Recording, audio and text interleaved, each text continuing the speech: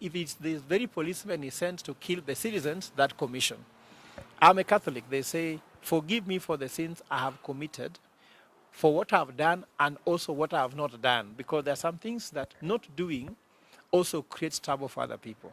So I believe that the president is responsible either way, whether it is goons who kill people, or it is the policemen or any other, let's say, security officers who kill people.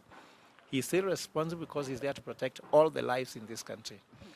But the other thing which is also so concerning me is I want to tell Kenyans, we do not lack good leaders in this country.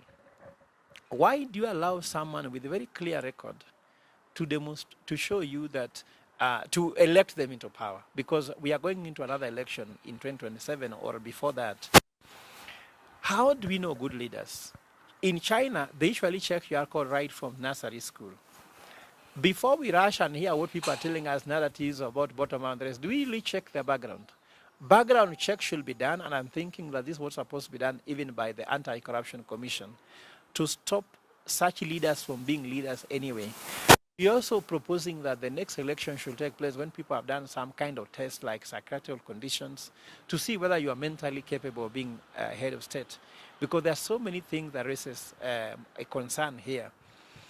Remember that I heard William Ruto saying himself in the media that he feels the young people who have no jobs because his first job was an MP. Can you imagine? From no experience to being an MP.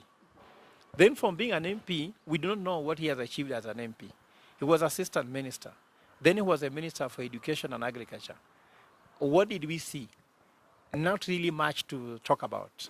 I remember in Kibaki's government, some of the most performing ministers was John Michuki. John Michuki did something very fundamental. Forget about the issue with standard there, but George Michuki did something we cannot forget. George Michuki made every Kenyan to sit in the matatu with a belt. No one can forget about that. I also remember Professor Nyang' Nyong', who is an economist like me. And Nyang' Nyong' was heading the Ministry of Planning. Look at how Kibaki's economic planning was really well done. I also echo people like Oparanya. Oparanya were also in the issues of planning economics. You could see that during Kibaki's time, those people performed. But the opposite is the case. Ruto has appointed completely incompetent cabinet. He has been running this government with a lot of incompetence, disregard for the law, accountability, and the rest. So all these things could be seen from the beginning. If someone just evaluated whom Ruto was from the beginning, I saw there's another woman who said that they were classmates with Ruto. He used to steal pens and books.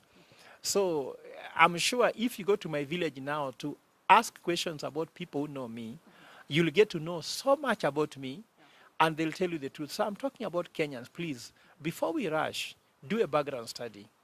I also want to ask media houses, please profile correctly these individuals when they want to run for office. Don't just listen to them sending you their own profile, then you take it and publish it.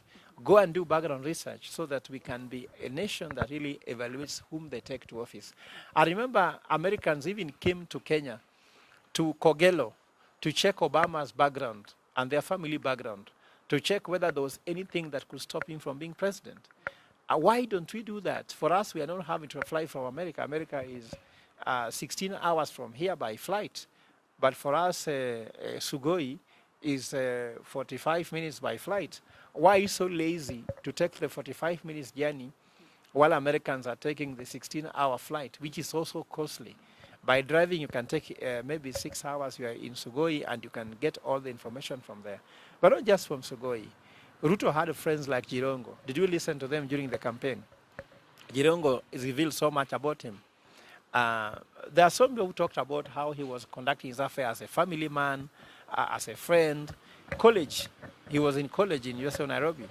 Who graduated with him? How much do we know? But not just about Ruto. We have to evaluate everybody. Even your MP, your MCA, your governor, your senator. You have to do that. In China, for you to get a loan, they even have to check whether you fight your wife, whether you drink and drive. Because if you beat your wife, you most likely cannot be able to repay the loan. If you drink and drive, you may cause an accident, so you might not be able to pay back your loan. If they want to promote you anywhere, they talk about meritocracy. Let's go back to the Singapore example. They talk about the issue of meritocracy. They talk about the issue of pragmatism. Then they talk about the issue of honesty. How much pragmatic leaders do we elect? How much leaders do we get out of meritocracy? And Gen Z has talked about the issue of all appointments in government must be through meritocracy. If I was William Ruto, that should be very easy to implement. Throw away the government, dissolve the government for now, and appoint cabinet